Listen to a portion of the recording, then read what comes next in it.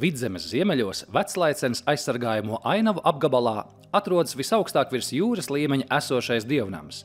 Tā ir Opekalna luterāņu baznīca. Savukārt Alūksnē līdz mūsdienām saglabājusies viena no skaistākajām Latvijas sakrālā mantojuma pērlēm – Alūksnes evaņģēliski luteriskā baznīca.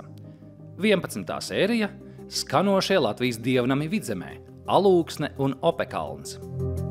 Alūksnes evaņģēliski luteriskā baznīca celta laikā no 1781. līdz 1788. gadam, un tās celšanas iniciators bija Alūksnes muižas īpašnieks Otto Hermanns von Fītinghofs.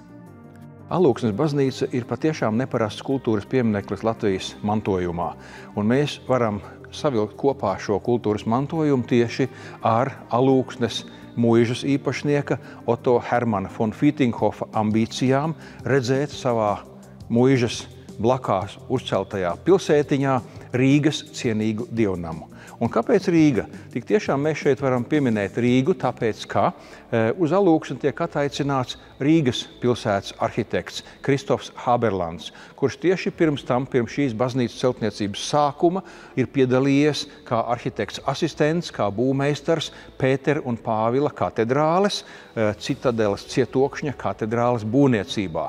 Barons vēlējies, lai baznīca ceļ vietā, kur tā izceļas apkārt esošajā dabas ainavā, netālu no ezera, taču tā bijusi purvaina. Purvainā vietas, tas nozīmē, ka apakšā ir kūdrslānis. Māju vienkārši tāpatās, nevienu ēku vienkārši tāpatās nevar uzcelt. Ir jādzen pāļi, kas sasniegtu to cieto pamatu. Bet ir 1781. gads, protams, nekādas pāļu dzenamās mašīnas nav, bet meistari ir zinoši, saprot, ko viņi dara, zina to savu lietu, ko dara. Tātad nozāģē ozolus, sataisa ozolkoka baļķus, sasien kopā kā milzīgu plostu un šo te plostu iegulda kūdrslānī. Tātad baznīca stāv uz 2000 ozolkoka baļķu.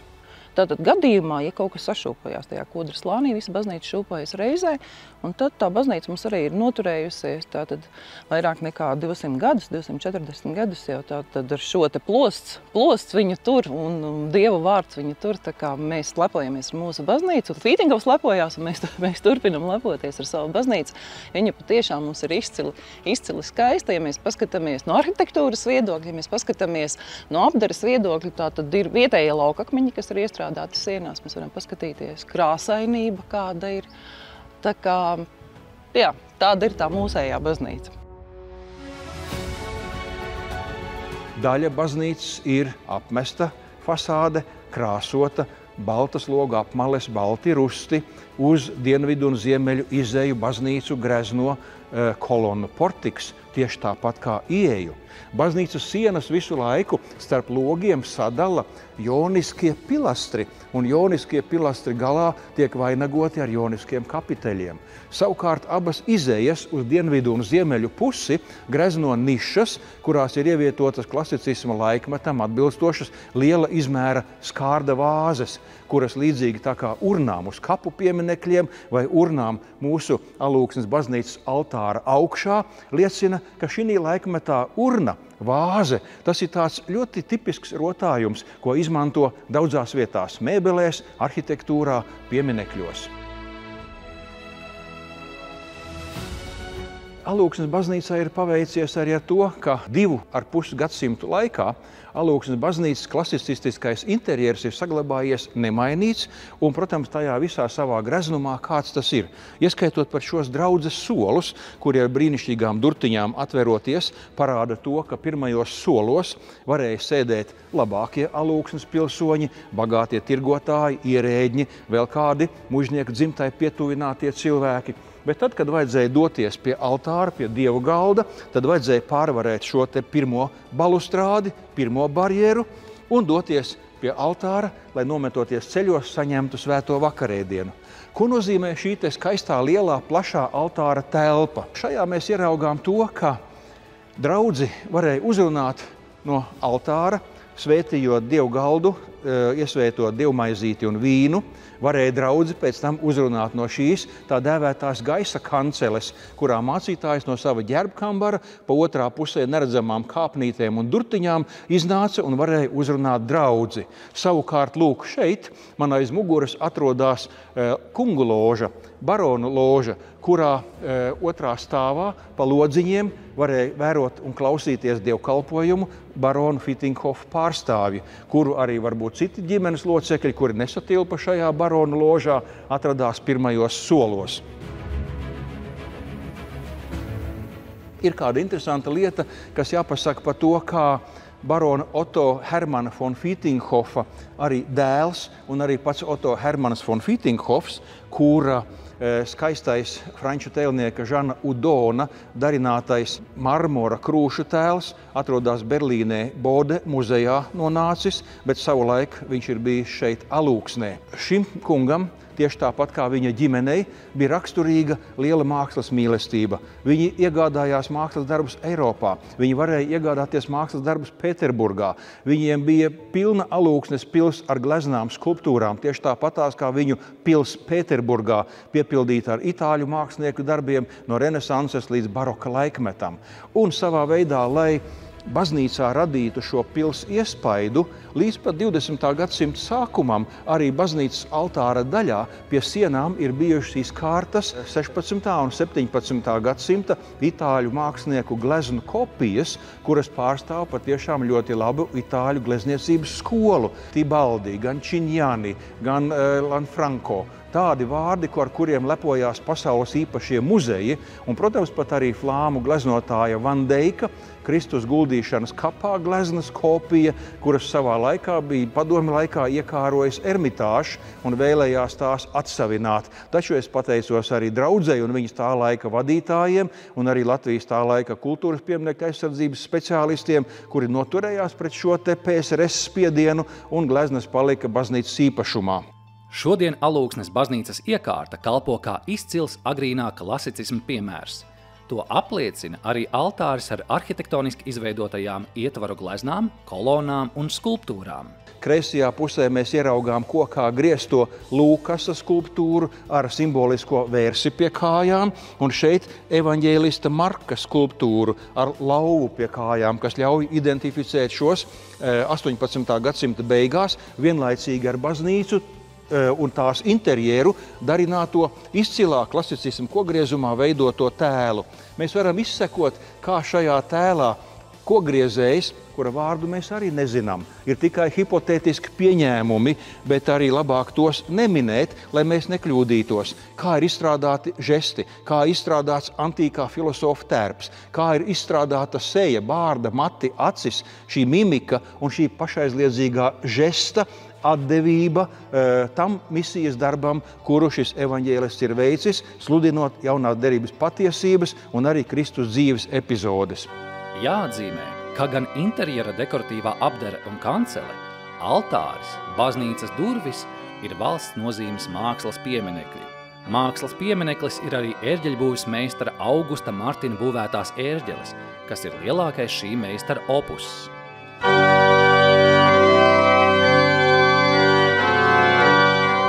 Ērģeles ir būvētas 1885. gadā. Jūs redzēt, ir pacēlums. Ērģeles uzbūvētas lielākas nekā baznīcas griesti, un tad ir izveidot lūk šī te pacēluma vieta. Restaurācija notika kaut kur 2003. gadā. Mums restaurējam plēšas, un tad 2006. gadā praktiski skaņoja, tīrīja un laboja visu, kas bija labojams, kas bija sabojājies. Bet šīm ērģelēm ir arī ir darbinātas arī ar kājām. Tagad viņas tiek darbināts ar motoru. Bet ērģeles ir oriģināls, tāds kāds viņš ir 19. gadsimtā bijis. Pilnīgi nekas nav pārbūvēts. Arī taustiņa mums ir kals, tāds kāds viņš tur ir. Jā. Ērģelēm ir 23 reģistri. Instruments ir sakārtots un restaurēts, lai tas kalpotu baznīcai un draudzei. Šodien par baznīcu rūpējas ap 50 aktīvo draudzes locekļu. Baznīca tiek kopta un uzturēta. Katru gadu draudze piedalās arī dažādos konkursos, lai spētu saglabāt un atjaunot dievnamā esošās mākslinieciskās vērtības.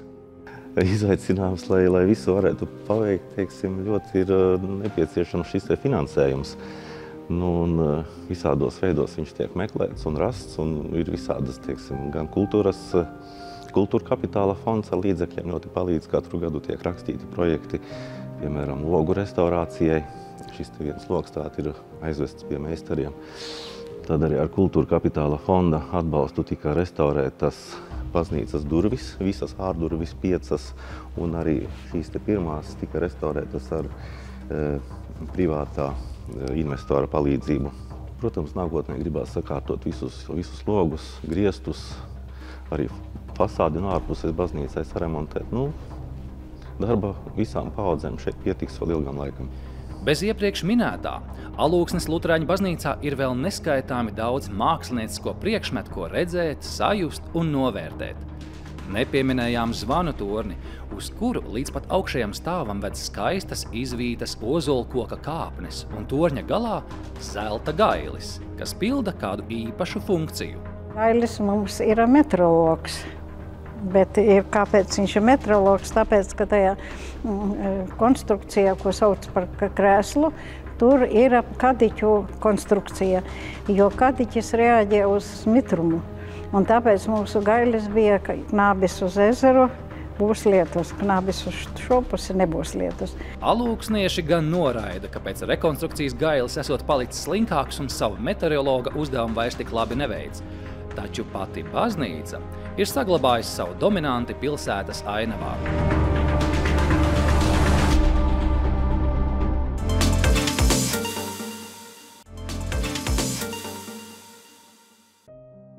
Viena no augstāk stāvošajām baznīcām un vecākajām Latvijā ir Apekalna jeb Opekalna baznīca.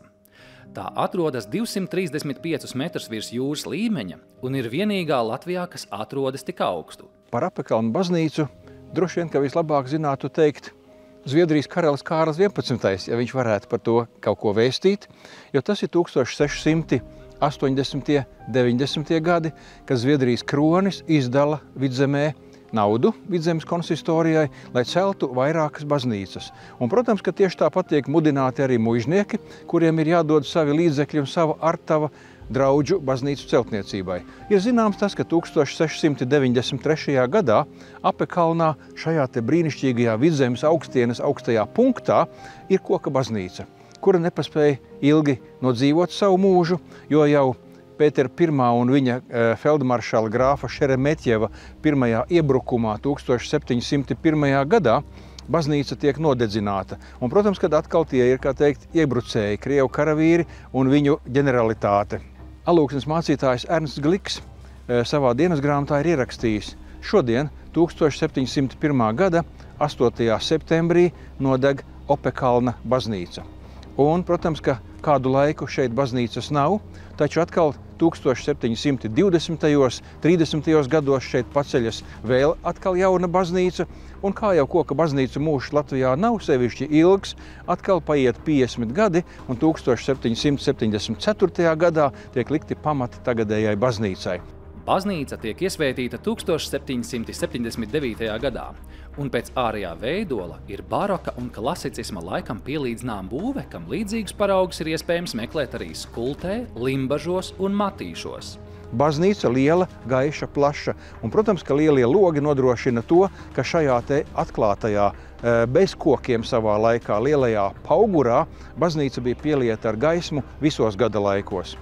Interesants atmiņas, kā bērns ir savā laikā pierakstījusi baronese Barbara Paulī, dzimusi von Tizenhauzena, kura ir Apes muižas muižnieku meitēns. Un šodien izdotajā, kā teikt, viņas grāmatā ir brīnišķīgas rindas, kas skar tieši Apekalna baznīcu. Reizēm mēs braucām uz Opekalna baznīcu. Apapa izmantoja izdevību, lai aprunātos ar mācītāju par baznīcas lietām, bet vispirms mēs gājām uz baznīcu. Tā stāvēja uz pakalna un bija tālu redzama. Skaidrā laikā tās torni varēja redzēt pat no Hoppenhofas terases, domāta muiža. Kaut gan tas atradās apmēram 10 kilometru attālumā. Mēs visi braucām karietēs. Ceļam, kas veda uz baznīcu, abās pusēs bija garas slitas, kur varēja piesiet zirgus. Uzjautrinoši bija skatīties uz zemnieku braucamajiem. Tie bija vienkārši lauka rateļi, kuros zemnieki ielika salmus un pārklāja ar viņiem raksturīgo raibi svītroto vilnas segu. Kad mēs pa ceļu tuvojāmies baznīcai, man bija sajūta, ka tas ir tiešais ceļš pie mīļā Dieva. baznīca interjerā, jā, tas ir neparasti, ka apgaismības laikmets tikai dažus gadus agrāk nekā celtajā Alūksnes baznīcā rada gandrīz vai identisku interjeru, un mēs tajā varam ieraudzīt to, cik ļoti agrīnais klasicisms spēja radīt ar mums anonīmu galdnieku palīdzību altāri, kurš vēlāk tiek atkārtots Alūksnes baznīcas interjerā, kanceli, tā dēvēto gaisa kanceli, kura tieši tāpat Alūksnes baznīcā arī atrodas savā goda vietā, bet vēl šai baznīcai īpatnē ir tas, ka labajā pusē mēs ieraugām tādā kā nišā nelielu runātāja pults vietu, kura ir ķestera pults. Tā, kad ja mācītājs nav tajā reizē svētdienā spējīgs vai, kā teikt, klātesošs vadīt dievkalpojumu, ķesterim ir tiesība noturēt dievkalpojuma vārdus, lasījumus no Bībeles un būtībā bez svētīšanas vārdiem izdarīt to, kas ir veicams svētdienas dievkalpojuma laikā. Un ko mēs varam šai baznīcā ieraudzīt kā tādas īpašās vērtības? Ja 1774. 779. gadā celtajā baznīcā arī interjers liecina, ka viņš ir tapis šajā 18. gadsimta beigu laikā, tad varbūt ir vienīgā lieta, par kuru varētu būt nelielas šaubas, tā ir altāra glezna. Jā, Kristus pie krusta, brīnišķīga glezna, kurā mēs ieraugām Mariju, tātad Kristus māti, ieraugām zemē noslīgušo Mariju Magdalēnu un ieraugām Jāni, kā Kristus mācekli, viņa nāves liecinieku un patiesību sakot vislielāko līdzjutēju, kurš šajā brīdī, skumjajā brīdī ir klāt. Par šo te gleznu mēs arī neko šodien daudz nevarēsim pateikt, jo arī kultūras mantojuma inspekcijas pārziņā ir tikai aptuvenie datējumi. Varbūt 18. gadsimta beigas, varbūt 19. gadsimta sākums. Tā ir ļoti daudzos gadījumos ar Latvijas kultūras mantojumu, it īpaši, kad baznīcas ir bijušas muižas īpašumā celtas baznīcas, un tātad mēs arī šodien varam sacīt, ka Apekalna baznīcai, kurai šodien ir koncerts, svētki, īpaši, kā teikt, sabiedrības pieplūdums, ir atkal šī jaunā dzīve 21. gadsimtā, kuru var novērtēt par to, kā mēs, protams, sakrālo mantojumu ievērtēt šodienas sabiedrībā. Likt ērģeļu skaņām skanēt, likt zvanu skaņām, kur Rīgā 1799. gadā Augusta Heceļa darbnīcā lietais bronzas zvans var iezvanīt gan dievkalpojumu, gan arī skumjākos brīžus šīs baznīcas draudzes dzīvē, gan arī likt ieskanēties pirms koncerta vai pēc koncerta, lai pateiktu, jā, šeit ir īsts kultūras piemineklis Latvijas visaugstākajā vietā. Vasaras periodā baznīcā norisinās laulības un kristību ceremonijas. Svinīgos brīžos tiek iedegti kroņa lukturi, kurus draudze reiz cer atjaunot. Draudze ziedoja tikai vēl vienam trešajam lukturim, ja paskatās augšā, ja caurums ir, bet nav lukturu, un tad tajos laikos šī te nauda laikam līdz galam nav saziedota, bet lukturis esot izveidots, bet ir palicis Polijā kādā baznīcā. To es varu teikt.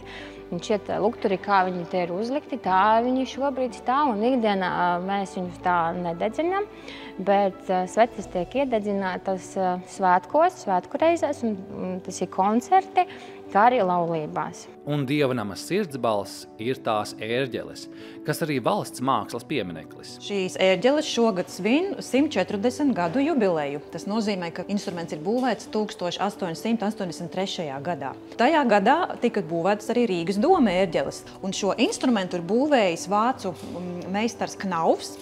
Un šobrīd Latvijā ir saglabājušies tikai 3 šī meistara instrumenti Opekalnā. Un tad viens ir Palsmanē un Neretā. Ja, vairāk viņš te nav atstājis neko no savām ērģeļu būvniecības tādiem paraugiem.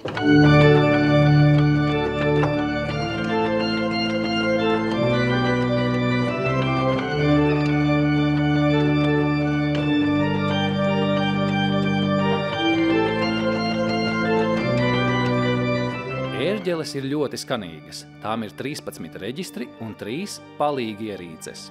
Viņas pastiprina tur pedāļu skanējumu vai arī klaviatūru sāķē kopā, un skanējums ir vēl kuplāks. Kas priekš šī dievnama ir diezgan tāds pieklājīgs instruments ar diezgan tādu koncertisku ievirzi. Viņš ļoti lieliski pilda liturģijas funkcijas, kad ir jāpavada liturģija, un viņš ir ļoti piemērots arī tādiem koncertu skaņdarbiem. Filmēšanas dienā Opekalna baznīcā izskanēja 7. vēsturisko ērģeļu svētku koncerts Latvija ērģeļu zeme ar nosaukumu Bachs Inspirācijas, kuru izpildīja ērģelniece Diāna Jaunzeme Portnaja un soliste Viktorija Majore.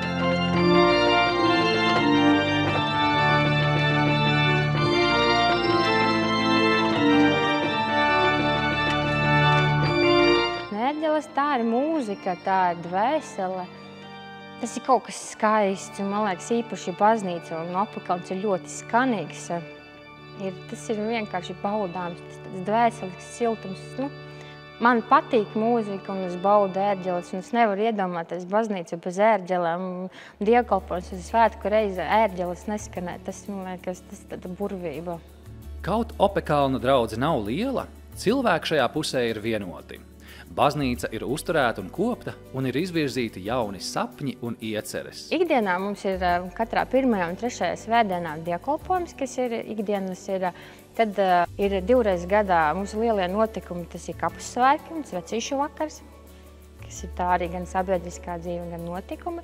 Un kā arī, kas mūs vieno cilvēkus, un kur atbrauc ne tikai draudzes cilvēki, bet apkārtēji un vēl no citām pilsētām, varbūt citiem reģioniem, no Zemgales un Latgales cilvēki. Tās ir pavasara talkas, kurā ir vairāk kā 50 cilvēki, kas talko, palīdz mums pēc ziemas sakārtot vidi, lai mums būtu skaista un pievilcīga. Novērtēt un uzturēt sakrālo mantojumu draudze cenšas gan pašu spēkiem, gan piesaistot mecenātus un rakstot projektus. Pēdējais aktuālais, kas mums ir, kas ir tikko pabeigts, ir kāpnes atjaunot, kāpnu eja. Ir privātais ziedojums bija, mums viena sieviete ziedoja kāpnes. Tad šobrīd ir projekta stadijā, projekta gaitā ir apstiprināts tehniskais apsekojums, kas ir, un kura rezultātā varēs redzēt, kas ir jādara, pēc kura varēs sekot līdzi un saprast, kas tad īsti ir jādara. Pagājušajā gadā tika septembrī pabeigtas notekūdeņu sistēmas izveide ap baznīcu, kas arī ļoti būtiski, lai saglabātu šo ēku. Nākotnes sapnis ir daudziem, kas man ir teikuši, kas būtu jāizdara, tas ir jānokrāsā šī te fasāde, jāatsaved kārtībā šis te veidols fasāde. Arī varbūt daži brīnās, ka vasarā, ka baznīca arī atvērta. Ja? Mums tas, kas ir svarīgākais, ir nolikts tā, ka viņu neatradīs. Bet maz svarīgs, tad, lai arī ņem kāds kaut ko, ja grib. Tad baznīca ir atvērta un ka cilvēki var atbraukt. Vienkārši ir iet, mums skan mūzika fonā, pabūt vienatnē, pabūt baznīcā, pabūt vienatnē ar Dievu. Jūs jau arī redzat, šodien ir šis draudzes rīkotais pasākums, kas ir mājas kafejnīca, jau ir 2. gadu pēc kārtas.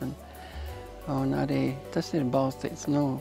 Galvenais jau, kas mums jādara, ir, kungs jau pats pateicis, jāsludina evaņģēlijas visur un visiem, kur vien varam. Un tie laiki, kad, teiksim, kad tu izsludināja dievkalpojumu un gaidīja, ka pie tevis tagad atnāks, ir beigušies.